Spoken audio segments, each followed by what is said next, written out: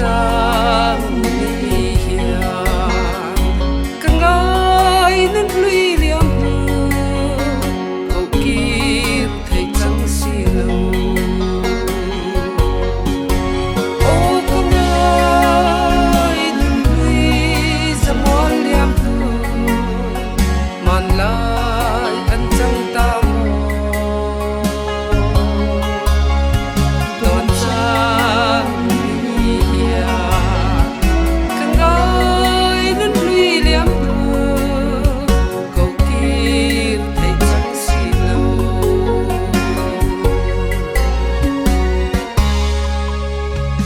sinh luôn đón trang